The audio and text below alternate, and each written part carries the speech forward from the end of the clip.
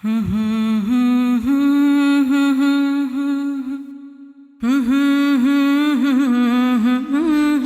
ونصلي على رسوله الكريم اما بعد فاعوذ بالله من الشيطان الرجيم بسم الله الرحمن الرحيم رب اشرح لي صدري ويسر لي امري واحلل عقدة من لساني يفقهوا قولي. سیدہ سلافہ بنت سعد رضی اللہ عنہا، خاندانی پس منظر، نام سلافہ، والد کا نام سعد تھا. سلافہ کی شادی زمانے جاہلیت میں طلحہ بن ابی طلحہ کے ساتھ ہوئی اور اس نے کئی بیٹوں کو جنم دیا. ان بیٹوں کے نام یہ تھے: مصافح، حارث، کلاب اور جلاس. اس خاندان نے اپنے تئیں یہ عزم کر لیا تھا کہ رسول اللہ صلی اللہ علیہ وسلم کے ساتھ انتہا درجے کی دشمنی کرنی اور جتنا زیادہ ہو سکے آپ کے ساتھ کینہ اور بغض رکھنا ہے. انہوں نے اسی پر بس نہیں کیا بلکہ لوگوں کو بھی اس بات پر برانگیختہ کیا کہ جتنا زیادہ وہ رسول اللہ صلی اللہ علیہ وسلم اور ان کے پیروکار مسلمانوں کے ساتھ کینہ، بغض اور دشمنی کر سکیں کریں. یعنی صرف خود نہیں دشمنی کی، اوروں کو بھی ابھارا. اس خاندان نے اس دن اپنی کمینگی کا کھل کر مظاہرہ کیا جب یہ جنگ احد میں حصہ لینے کے لیے نکلا تھا تاکہ جنگ بدر میں اپنے پیاروں کے قتل کا بدلہ لے سکیں. سلافہ قریش کی خواتین کے ساتھ روانہ ہوئی تاکہ یہ عورتیں مل کر اپنے مردوں کا حوصلہ بلند کر سکیں، ان کے دلوں میں جوش و ولولہ پیدا کریں تاکہ وہ بہادری کے ساتھ میدان جنگ میں مسلمانوں کا مقابلہ کریں اور اپنے مقتولین کا بدلہ لے سکیں. ان عورتوں نے اپنے مردوں سے کہہ رکھا تھا کہ دیکھنا کہیں مسلمانوں کے ہاتھ گرفتار نہ ہونا، ہم ٹھوک کر مقابلہ کرنا، شیر بن کر میدان میں کودنا. جنگ احد کے لیے روانہ ہونے والی خواتین جو سلافہ کے ساتھ تھیں ان میں سے نمایاں یہ تھیں: ابو سفیان بن حرب کی بیوی ہند بنت عتبہ، اکرمہ بن ابی جہل کی بیوی ام حکیم بنت حارث، عمرو بن عاص کی بیوی ریتا بنت منبہ اور صفوان بن امیہ کی بیوی برزہ یا برہ. سب خواتین بڑے جوش اور ولولے کے ساتھ مشرکین مکہ کے ہمراہ جنگ احد کے لیے روانہ ہوئی. میدان احد میں تلواروں کی جھنکار سنائی دی اور گھمسان کا رن پڑا. مارکے کے آغاز میں مسلمانوں کا پلہ بھاری رہا، پھر جنگ نے پلٹا کھایا اور مشرکین کا پلہ بھاری ہو گیا. ہوا یہ کہ پہاڑی کے درے میں رسول اللہ صلی اللہ علیہ وسلم نے تیر اندازوں کا ایک جتھا متعین کیا تھا اور انہیں یہ حکم دیا تھا کہ جنگ کی کوئی بھی صورت ہو تم نے اس درے کو نہیں چھوڑنا، یہاں ہر صورت جمے رہنا ہے. لیکن انہوں نے جب دیکھا کہ لشکر اسلام کا پلہ بھاری ہے، کافر میدان چھوڑ کر بھاگ رہے ہیں، مال غنیمت کو اکٹھا کیا جا رہا ہے، تو یہ تیر انداز درے کو چھوڑ کر میدان میں اتر آئے اور مال غنیمت اکٹھا کرنے لگے. لشکر کفار کے شہ سواروں کے قائد خالد بن ولید نے درے کو خالی دیکھا تو اس راستے سے لشکر اسلام پر اچانک حملہ کر دیا اور کثیر تعداد میں مسلمانوں کو قتل کیا. جنگ کا پانسا پلٹ گیا، مسلمانوں کے پاؤں میدان میں جم نہ سکے. ادھر وحشی بن حرب نے موقع پا کر نیزہ رسول اللہ صلی اللہ علیہ وسلم کے چچا سیدنا حمزہ بن عبد المطلب کے سینے میں اتار دیا، جس سے وہ جام شہادت نوش کر گئے. اس دن غسیل الملائکہ سیدنا حنظلہ، سیدنا عبداللہ بن عمرو بن حرام، سیدنا سعد بن ربیع، سیدنا انس بن نضر، سیدنا عمرو بن جموح، سیدنا مصعب بن عمیر اور سیدنا عبداللہ بن جحش جیسے جلیل القدر صحابہ کرام شہادت نوش فرما گئے. سلافہ کی سیدنا عاصم رضی اللہ عنہ کے خلاف نظر ماننا. سلافہ کو اس دن بہت صدمہ پہنچا جبکہ اس کا خاوند اور 4 بیٹے قتل کر دیے گئے تھے. عاصم بن ابی افلا نے اس کے دونوں بیٹوں مصافح اور اس کے بھائی کلاب کو قتل کیا. جس کو بھی عاصم کا تیر لگتا وہ زخمی حالت میں اپنی والدہ سلافہ کے پاس آ کر اپنا سر اس کی گود میں رکھ دیتا اور درد سے کراہنے لگتا. سلافہ نے درد بھرے انداز میں پوچھا: میرے بیٹو، یہ تیر تمہیں کس نے مارے؟ انہوں نے بتایا: جس شخص نے تیر مارا اس نے تیر مارتے وقت بآواز بلند کہا تھا: لیجیے افلا کے فرزند کی طرف سے تحفہ، سن لو کہ میں افلا کا فرزند ہوں. فرزند کا مطلب ہوتا بیٹا. سلافہ نے اسی دن نظر مان لی کہ اگر کسی وقت عاصم اس کی گرفت میں آئے تو اس کے سر کی کھوپڑی میں شراب پیوں گی. سیدنا عاصم نے اللہ تعالیٰ سے دعا کی کہ کوئی مشرک اس کے بدن کو نہ چھو سکے. جب جنگ رجیع میں سیدنا عاصم کو شہید کر دیا گیا تو قبیلہ بنی حذیل کے ساتھ تعلق رکھنے والے اس کے قاتلوں نے یہ ارادہ کیا کہ سیدنا عاصم کا سر سلافہ کو بیچ دیا جائے تاکہ وہ اپنی نظر پوری کر سکے. جب قریش کو پتہ چلا کہ سیدنا عاصم شہید ہو گئے ہیں تو قریش نے چند افراد کو بھیجا کہ اس کے جسم کا کوئی حصہ کاٹ کر لے آئے، کیونکہ اس نے قریش کے ایک نامی گرامی سردار کو جنگ بدر میں قتل کیا تھا. ادھر اللہ سبحانہ وتعالیٰ نے شہد کی مکھیوں کا لشکر سیدنا عاصم کی حفاظت کے لیے بھیج دیا. شہد کی مکھیوں نے سیدنا عاصم کے جسم کو اپنے گھیرے میں لے لیا. قریش کے جو نمائندے وہاں آئے تھے ان کے لیے سیدنا عاصم کے جسم کا گوشت کاٹنا ممکن نہ رہا. وہ صورتحال دیکھ کر کہنے لگے: رات آنے کا انتظار کرتے ہیں، جب رات کا اندھیرا چھا جائے گا تو مکھیاں چلی جائیں گی اور ہم آسانی سے لاش تک پہنچ سکیں گے. لیکن جب رات آئی تو اللہ تعالیٰ نے سیلاب کا ریلا بھیجا جو سیدنا عاصم کی لاش کو بہا کر لے گیا. اس طرح اللہ تعالیٰ نے مشرکین کی دست برد سے سیدنا عاصم کے جسم کو بچا لیا. اب تک تو یہ اسلام کی دشمن ہے، تو اب اسلام کب قبول کیا اور ان کا نام یہاں پر کیوں ہے؟ جب عثمان بن نبی طلحہ مسلمان ہوئے تو رسول اللہ صلی اللہ علیہ وسلم نے ان سے مطالبہ کیا کہ وہ اپنی والدہ سلافہ سے کعبہ کی چابیاں لائیں. یہ اس خاندان سے ہیں جن کے پاس کعبہ کی چابیاں تھیں. یہ فتح مکہ کا دن تھا. سیدنا علی بن ابی طالب نے رسول اللہ صلی اللہ علیہ وسلم سے مطالبہ کیا سقایہ اور حجابہ کے عہدے بنو عبد المطلب کے حوالے کر دیے جائیں، لیکن رسول اللہ صلی اللہ علیہ وسلم نے ایسا کرنے سے انکار کر دیا اور فرمایا اللہ تعالیٰ کا حکم ہے ان اللہ یأمرکم ان تؤدوا الامانات الی اہلہا، اللہ تمہیں حکم دیتا ہے کہ امانتیں اہل امانت کے سپرد کر دو. پھر رسول اللہ صلی اللہ علیہ وسلم نے کعبہ کی چابی عثمان بن ابی طلحہ کو واپس کر دی.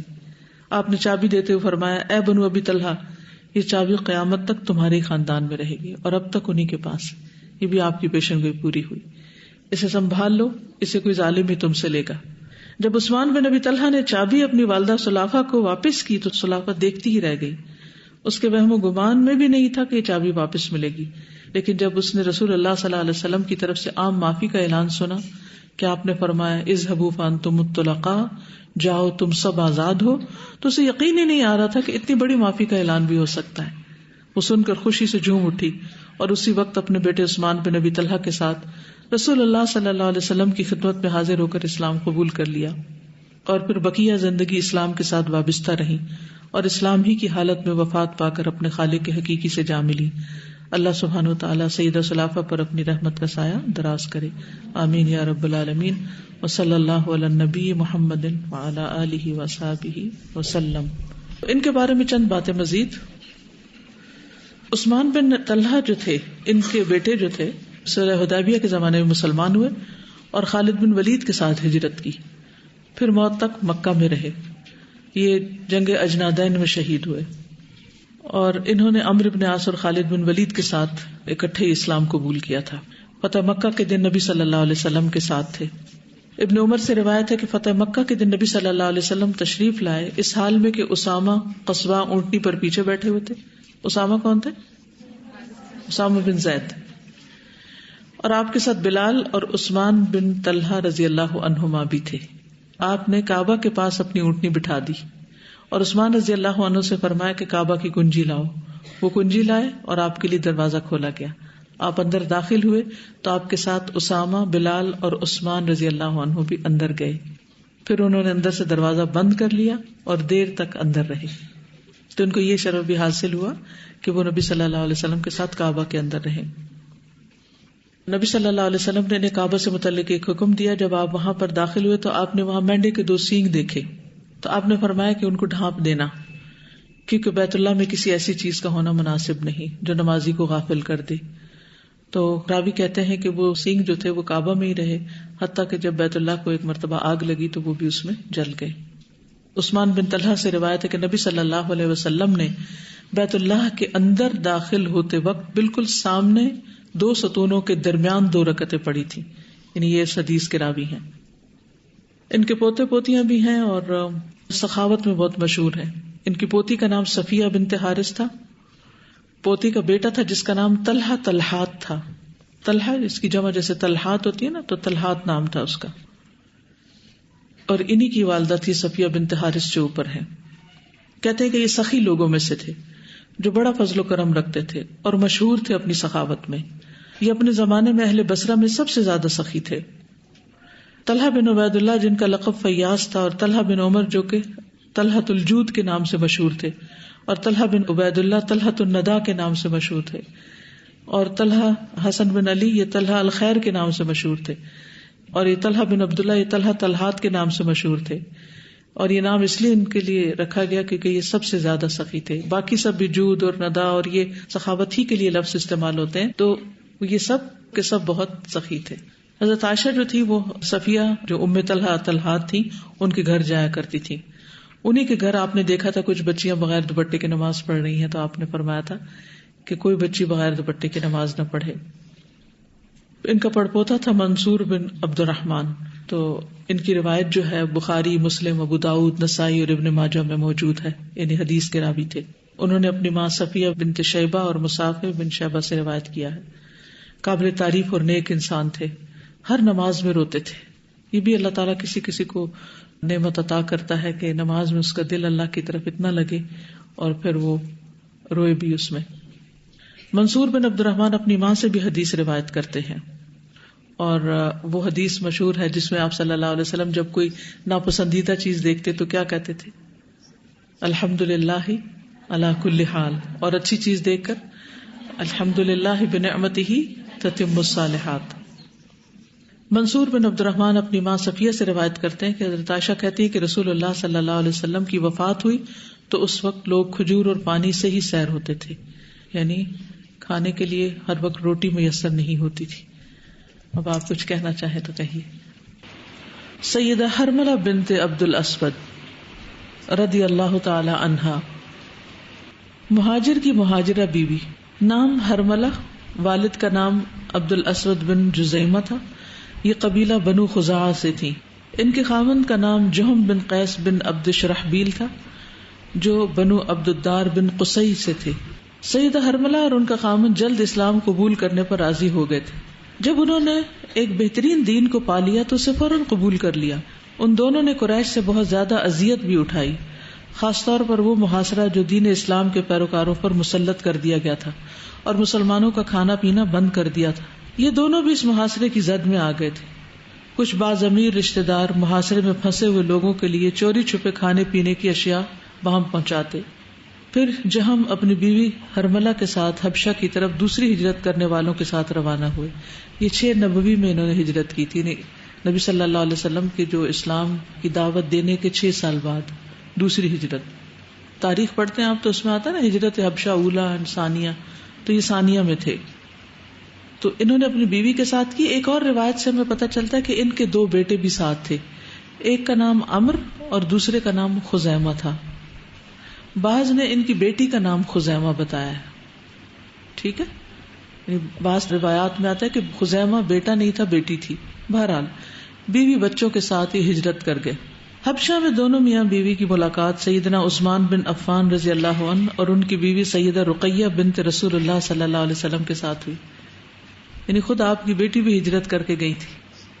ان لوگوں نے دین قائم کیا تھا، ان لوگوں نے دین ہم تک پہنچایا ہے اتنی قربانیاں کر کے. ہم اپنے پارٹ پر دیکھیں ہم کیا قربانیاں کر رہے ہیں. ہمیں تو اپنے نیند اور آرام کی قربانی کرنا بھی مشکل لگتا ہے، باقی کیا قربانیاں کریں گے.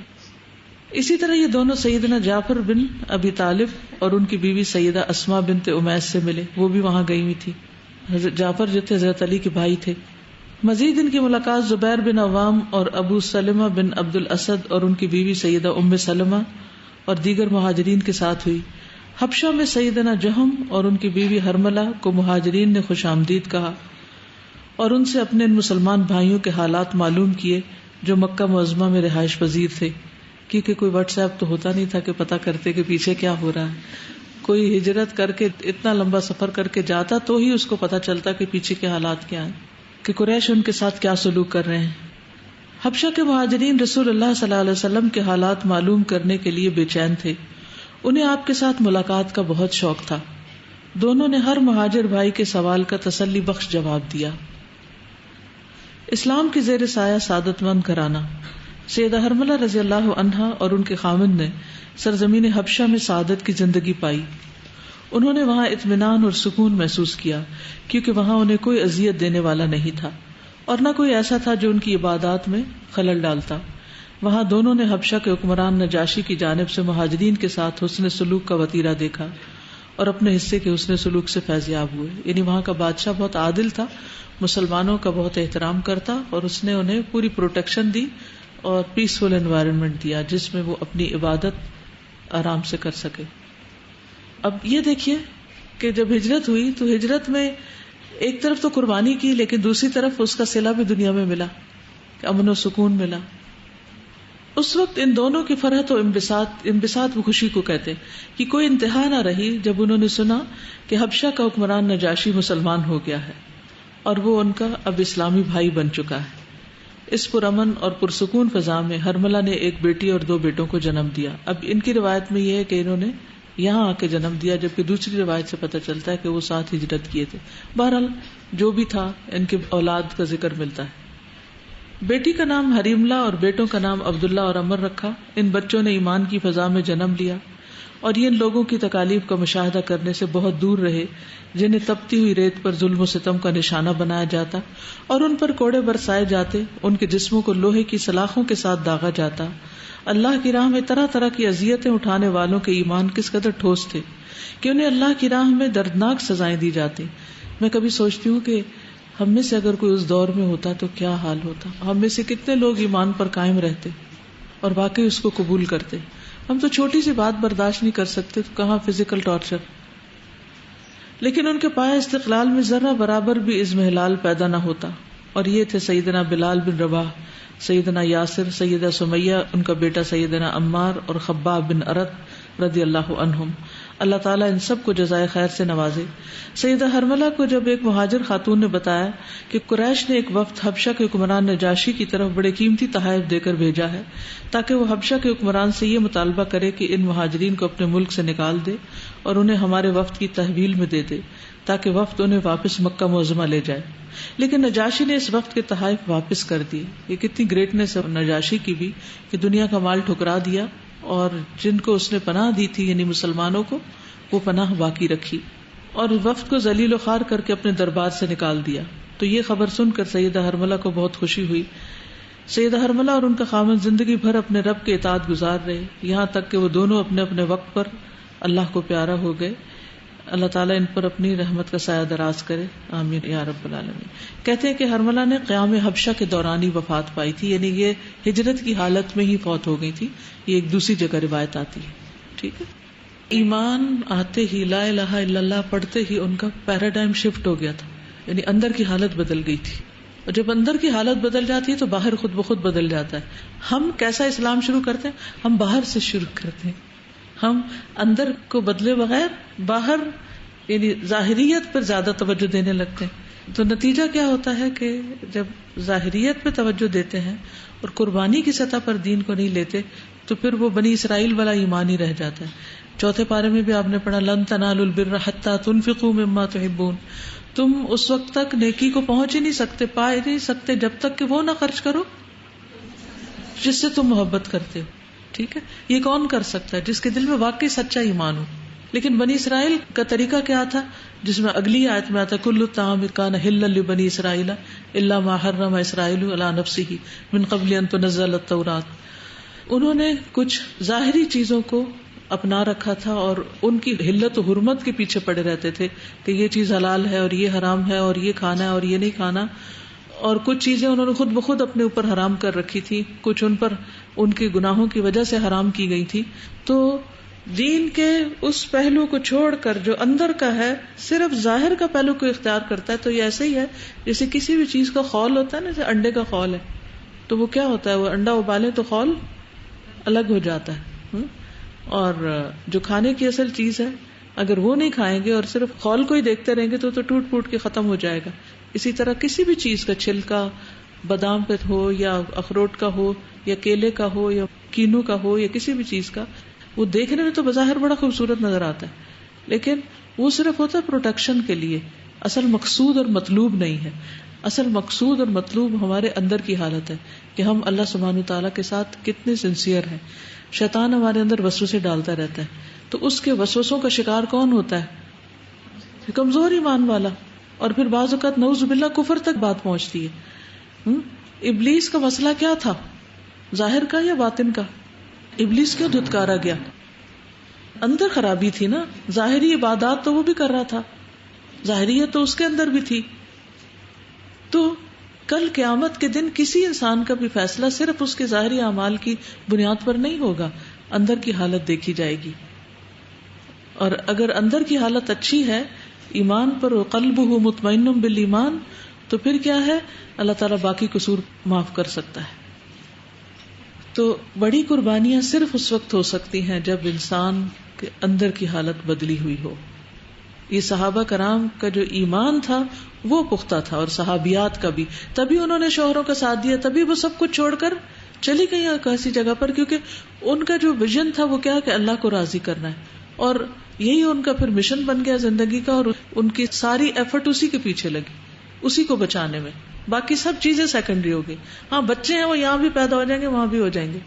گھر ہے وہ یہاں بھی ہے, وہاں بھی اللہ کوئی جھونپڑی دے دے گا. کھانا پینا, کوئی بھی بھوکا نہیں رہتا, کچھ نہ کچھ کھانے کو مل ہی جاتا ہے. لیکن ایمان گنوا کے اگر صرف انسان دنیاوی نعمتوں کو دیکھتا رہے تو پھر یہ گھاٹے کا سودا ہے. سبحانک اللہم و بحمدک اشہد ان لا الہ الا انت استغفرک و اتوب الیک. السلام علیکم و رحمۃ اللہ وبرکاتہ.